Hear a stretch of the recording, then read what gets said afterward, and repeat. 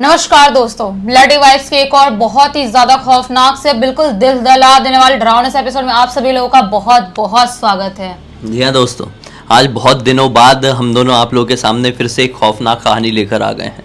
काफ़ी दिनों से लोग कंप्लेंट कर रहे थे कि मैं कहाँ हूँ, कहाँ गायब हो गया। बहुत सारे लोगों ने तो ये भी कहे कि आप दोनों बिल्कुल अब अलग अलग हो गए क्या, कोई वीडियो नहीं बनाओगे क्या साथ में।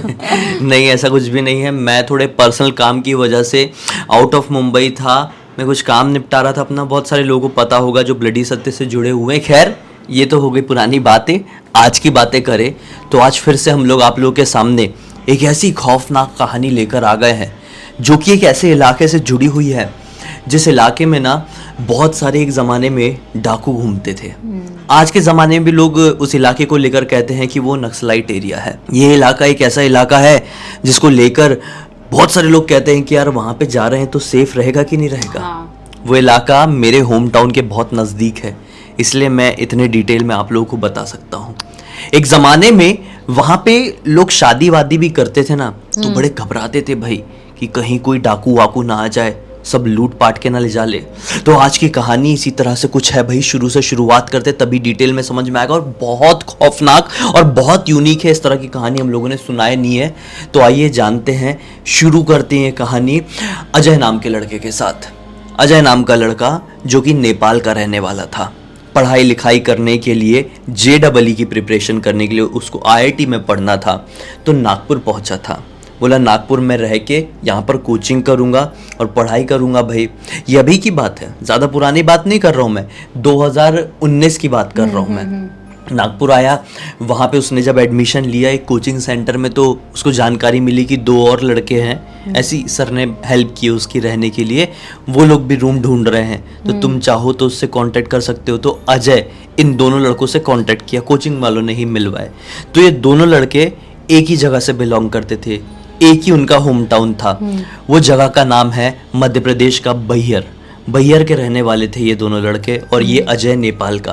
तो अजय की जब मुलाकात ये दोनों लड़कों से हुई तो अजय को इनका नेचर बहुत अच्छा लगा और डिसाइड हो गया कि तीनों रूम लेके यहीं पे कोचिंग सेंटर के बहुत पास में रहेंगे। वो लोग रहने लगे, साथ में टाइम स्पेंड करने लगे, घूमने फिरने लगे। अच्छी बॉन्डिंग हो गई, दोस्त दोस्त नहीं, अब भाई भाई जैसे हो गए। अब एक टाइम ऐसा आया, दिवाली का टाइम है भाई। अब दिवाली में सब लोग अपने अपने घर जाते हैं, छुट्टियां मिलती है। इन लोगों को भी 5-6 दिन की छुट्टी मिली थी कोचिंग से। तो बैहर वाले जो दोनों लड़के, नागपुर से बड़ा नजदीक, बोले कि हम तो जाएंगे अपने घर बस पकड़ के, तो तू भी जा। अजय को बोलते हैं। तो अजय बोलता है यार मैं नेपाल, गड़बड़ हो जाएगी, बहुत दूर है, बहुत दूर है। और नेपाल का ये एक छोटी जगह का रहने वाला था, बहुत बड़े शहर का रहने वाला नहीं था, तो वहाँ पे फ्लाइट व्लाइट जाने के ऑप्शन नहीं। बोला मैं प्लेन से जाऊँगा, लफड़ा हो जाएगा, ट्रेन से जाना पड़ जाएगा, और 5 दिन का समय तो ऐसे ही निकल जाना है। तुम तो भाई अभी के अभी कुछ घंटे में पहुँच जाओगे। यार मैं भी चलता हूँ ना तुम्हारे घर, इस बार मैं तुम्हारा कल्चर को देखूंगा, तुम्हारे इंडिया में कैसे दिवाली मनाई जाती है, हमारे घर में भी मनाई जाती है, लेकिन मैं जानना चाहता हूँ कि यहाँ पे कैसे सेलिब्रेट किया जाता है। ये पहली बार इंडिया में आया हुआ था रहने के लिए। उन लोगों ने बोले चलो ठीक है। इसने बोला कि मैं कुछ दिन तेरे घर पे रहूँगा, मतलब एक का नाम था राजू। राजू को बोला कि राजू मैं तेरे घर 2 दिन रहूँगा, और दूसरे वाले का नाम था अरुण। अरुण को बोला कि मैं तेरे घर 2 दिन रहूँगा और 1 दिन अपना ट्रैवलिंग में चले जाएगा। दोनों तैयार हो गए, पहुँच गए भाई। ये राजू के घर 2 दिन रहा, कोई तकलीफ नहीं, बढ़िया से एंजॉय किए, घूमे फिरे तीनों साथ में। होम टाउन आने के बाद भी अब आई अरुण की बारी, अरुण के घर में रहने लगा। अब अरुण के घर में रहते हुए इसे 1 दिन बीता है। अब आखिरी दिन, अब आज का दिन जो था आखिरी दिन था, इन लोगों को यहाँ पर रुकना था और फिर अगले दिन इनको नागपुर के लिए वापस से निकलना था। अब यहाँ पर कहानी अपना ट्विस्ट लेती है, टर्न लेती है। अब इस दिन क्या होता है ना, ये आखिरी दिन था, तो अजय अरुण और राजू से क्या बोलता है, मैं जब से तुम्हारे होम टाउन में आया हूँ सारी जगहों पर घूम लिया हूँ। एग्जैक्टली ये लोग बैहर के रहने वाले नहीं थे, बैहर के अंदर एक छोटा सा गांव था, वहां के रहने वाले थे। इसने बोला कि मैंने तुम्हारे गांव को पूरा घूम लिया हूँ, लेकिन ऐसा कुछ नहीं है क्या जहां पर घूमकर मैं ऐसा एक्सपीरियंस कर सकूं। यार ये जगह थी, ऐसी जगह मैंने एक्सपेक्ट नहीं किया था। बोला क्योंकि ये गांव है, मैं भी गांव से ही बिलोंग करता हूँ, तो मेरा गांव भी ऐसा ही गांव है, लगभग वैसे एक जैसे ही रहता है। अब भाई इंडिया हो, नेपाल हो, पाकिस्तान हो, पाकिस्तान तो नहीं, पाकिस्तान अलग हो जाएगा, लेकिन इंडिया नेपाल और दूसरे आसपास की कंट्रीज की बात करें तो कल्चर बहुत सेम सा रहता है। और गांव जो होते हैं ना लगभग सेम सेम ही रहते हैं, मतलब एग्जैक्टली सेम नहीं, लगभग लेकिन लगभग मिलता जुलता रहता है। तो इसने बोला मुझे सब मिलता जुलता ही लगा यार, कुछ यूनिक जगह ले चलो ना। तो राजू क्या बोलता है अरुण से, इसको वहीं ले चले गया। तो अरुण बोलता है नहीं यार वहां लेके नहीं जाएंगे, ये थोड़ा नटखट है। मतलब वो हरकतें उसकी थोड़ी सी अजय की ऐसी थी कि खुरापाती था। तो अजय बोलता है बता बता भाई कौन सी जगह। तो अब बताना पड़ता है अरुण को। अरुण बोलता है कि दरअसल राजू उस लॉन की बात कर रहा है जहां पर अब कोई नहीं जाता। ये बोलता है भाई देख पहेलियां मत खेल, क्लियर क्लियर बता। ये बोलता है चल अब तेरा इतना मन है ना, चलते चलते रास्ते में बताएंगे। ये लोग बोलते हैं कि पैदल निकलेंगे, घर से ज्यादा दूर नहीं है, यही कोई 2 किलोमीटर की दूरी पर है आउटर एरिया में, चलते चलते बताएंगे। अब ये लोग निकले घर से। इस वक्त टाइम हो रहा था शाम के 5 बजे का। निकलते निकलते बात कर रहे हैं। बोलता है ये जो लॉन है ये एक मैरिज लॉन हुआ करता था एक ज़माने में, भरा पूरा था। यहाँ पे बहुत सारी शादियाँ हुई है लोगों की, हमने तो देखे नहीं लेकिन किस्से कहानियाँ बहुत सुने हैं। बहुत सारे गांव के लोगों की शादी उसी लॉन में हुई है, लेकिन अब ये बंद है। ये केवल पुराना लॉन नहीं बल्कि एक पुराना भूतिया लॉन बन चुका है। अब जैसे ही अजय ने बात सुना तो बोला मतलब पुराना भूतिया लॉन बन चुका है। उसने बोला ये जो लॉन है ये तकरीबन 40 साल पुराना है, लेकिन 35 साल पहले इस लॉन में एक दिन ऐसी घटना घट गई जिस घटना की वजह से आज उसके आसपास भी कोई नहीं भटकता है। अब ये लोग ऐसी बात करते करते उस लॉन के सामने पहुंच गए। अजय ने इस लॉन का नज़ारा देखा और ये नज़ारा देखकर बहुत चक्कर रह गया, क्योंकि ये फिल्मों में दिखाई देने वाला लॉन था। मतलब जैसे कोई चीज फिल्मों में भूतिया दिखाते हैं तो कैसी दिखाई देती है, खंडर से पुरानी खंडर जैसी दिखाई देती है। वहां पे सूखे हुए पत्ते पड़े हुए हैं, आसपास कोई भटक नहीं रहा है, कुत्तों के रोने की आवाज सुनाई दे रही है, एक क्रीपी सी वाइब क्रिएट हुई है। ये सेम टू सेम वैसे ही नजारा दिख रहा था। इसको लगा ये फिल्म का सेट है क्या भाई, बड़ा रियलिस्टिक लग रहा है। तो इन लोगों ने बोले मजाक नहीं कर रहे हैं, ये सचमुच में भूतिया मैरिज लॉन है। अजय बोलता है कि क्या कहानी है भाई, 35 साल पहले ऐसा क्या घट गया यहाँ पे, बताओ ना। अब अरुण बताना शुरू करता है कि आज से 35 साल पहले इस गांव में एक बहुत गरीब परिवार रहा करता था, गुप्ता परिवार। वो लोग ना मतलब ऐसे थे कि भाई अपना जीवन यापन बहुत ही सिंपल तरीके से कर रहे थे। इनके घर में कोई आमदनी का रास्ता नहीं था, केवल इनकी पुश्तैनी जमीनें थी, उनसे इनका घर चलता था।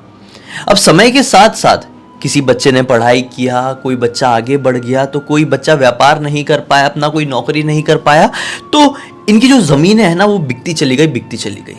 अब जब तक इनकी वो वाली पर्टिकुलर पीढ़ी आई जिनके साथ ये घटना घटी है, इनके पास ज़मीन नहीं बची थी।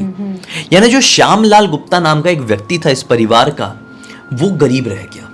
मतलब पहले से तो ये थोड़े धनवान थे, लेकिन श्यामलाल गुप्ता जब अपनी पीढ़ी को संभाला, उसकी शादी हुई श्यामलाल की, तो जमीन इनके पास बची ही नहीं, सब बिक गया।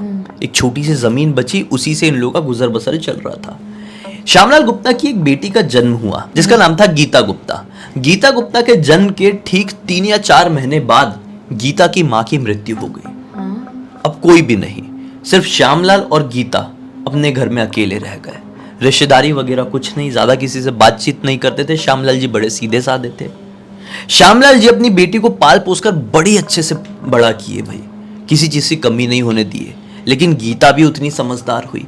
गीता ने भी देखी कि मेरे पिताजी मुझे कितनी मेहनत से पाल पोस कर बड़ा किए हैं यार।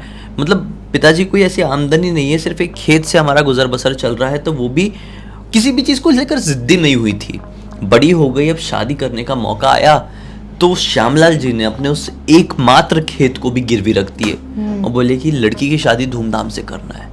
लगभग 35 साल पहले दहेज प्रथा चलती थी, हर इलाके में चलती थी। तो जो बेटी का रिश्ता है, ये लोग गरीब थे तो रिश्ता इनको बड़ा अच्छा मिला।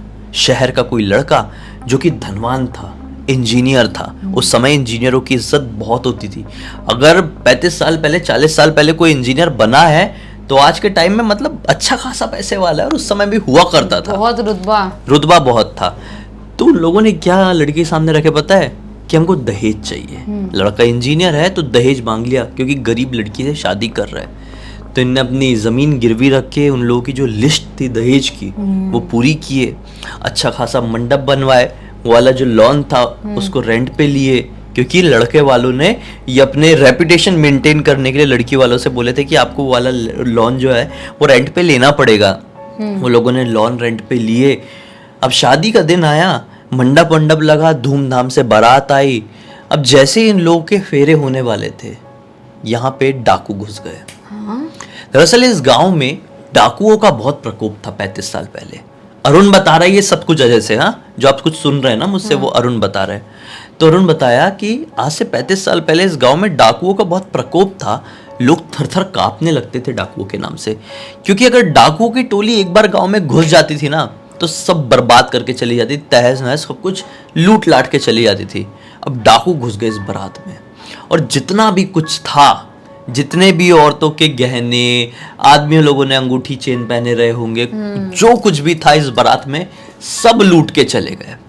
अब लूट के चले गए तो लड़के के घर वाले जो थे ना, वो लड़की को देखकर, लड़के के बाप को देखकर क्या बोलते हैं कि हम तो अपने लड़के की शादी ये सोचकर करवा रहे थे कि चलो तुम्हारा भला हो जाएगा, लड़की अच्छी, लेकिन हमें समझ में आया कि लड़की क्या, तुम्हारा खानदान मनहूस है पूरा। बाप हैरान रह गया। लड़के का बाप क्या बोलता है लड़की के बाप से कि हमारी शादी तुम्हारे घर पे जुड़ी, डाकू आ गए, ऐसा हमारे इतिहास में कभी ऐसा नहीं हुआ है, तुम लोग मनहूस हो, हम लोग शादी नहीं लगाएंगे, और वैसे भी दहेज वजह तो कुछ दे नहीं पाओगे, सब लुट के चले गया है, तो हम नहीं लौटा रहे अपनी बारात, लौटा लिए।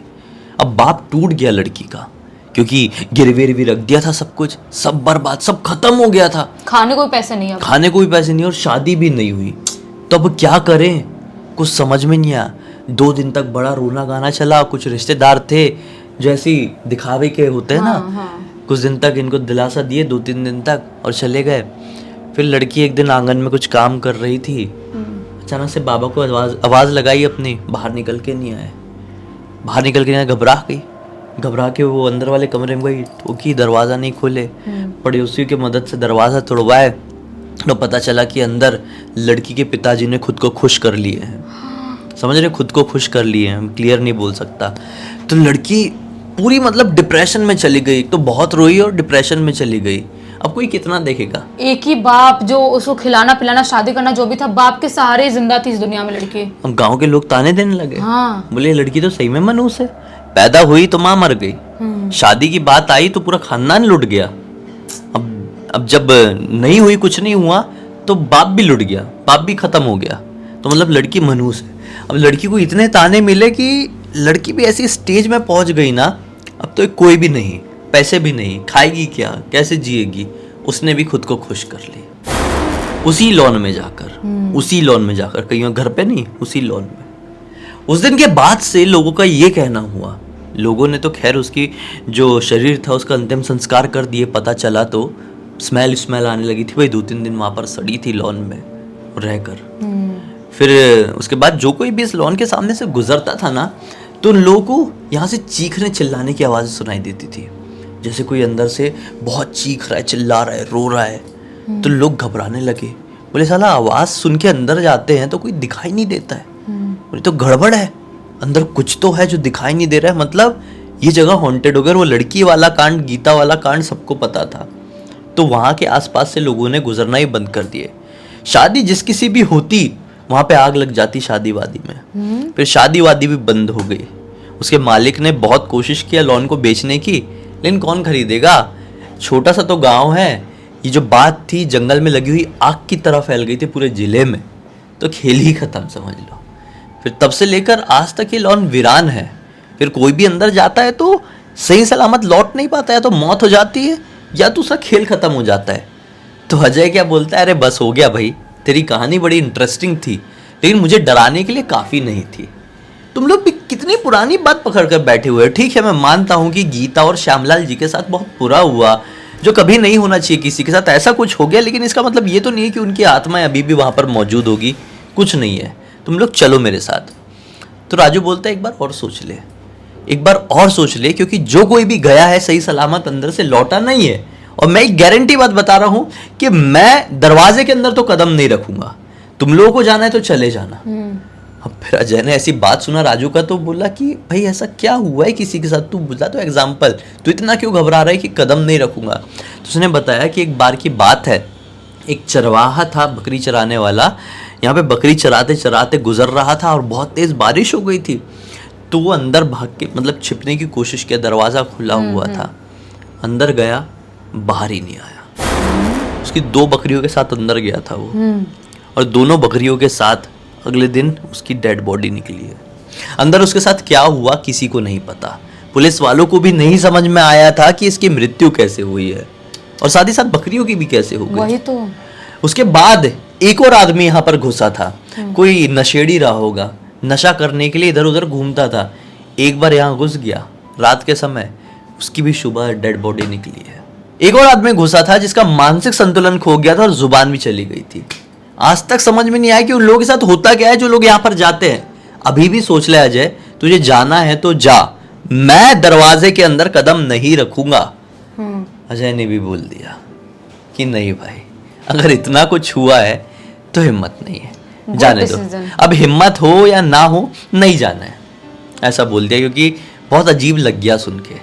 उसी समय ये लोग वापस हो गए, और जैसा तुमने अभी बोली, अजय को अभी भी लगता है ये मेरी लाइफ का बेस्ट डिसीजन था, क्योंकि नहीं मालूम, अगर जिस चीज़ के बारे में नहीं जानकारी है वो चीज़ कर दो तो कई बार ऐसी अनहोनियां हो जाती है, फिर हिसाब किताब रखने को भी कोई नहीं होता है। वही तो, अगर कोई मना करता है कोई जगह पे जाने के लिए, भूतिया है या वहां पे कोई कांड हो सकता है, तो वहां पे जाओ ही मत ना। आप मानते हो या नहीं मानते हो, चलो वो दूर की बात है, मानो मत, आपको नहीं मानना तो आप नहीं डरते हो मत डरो, लेकिन वहां पे अगर जाते हो आप, बाई चांस कुछ हो जाता तो फिर पूरी जिंदगी पछताने के अलावा कुछ भी नहीं बचता लाइफ में। सही बात है दोस्तों, बहुत सही बात है।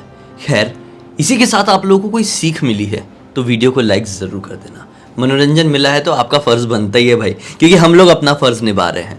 हमें पहली बार देख रहे हैं, चैनल को सब्सक्राइब करके बेल आइकन दबा के ऑल के ऑप्शन में क्लिक करना है, क्योंकि इसी तरह के हैरान कर देने वाले खौफनाक वीडियोस डेली आप लोगों के सामने लेके आते रहते हैं। इंस्टाग्राम की लिंक इस वीडियो के डिस्क्रिप्शन बॉक्स में मिल जाए, क्लिक करके डायरेक्टली वहां पर पहुंच जाना। और इसी तरह की कोई भी कहानी, टॉपिक या जानकारी आप लोगों के पास भी है तो लिख भेजना ना, जैसे अजय ने लिख भेजा। हो सकता है हमारा अगला वीडियो कल आप लोगों के हिसाब से ही बन रहा हो। तो चलिए कल फिर से मिलते हैं, तब तक के लिए बहुत बहुत धन्यवाद। आप लोग का दिन शुभ हो।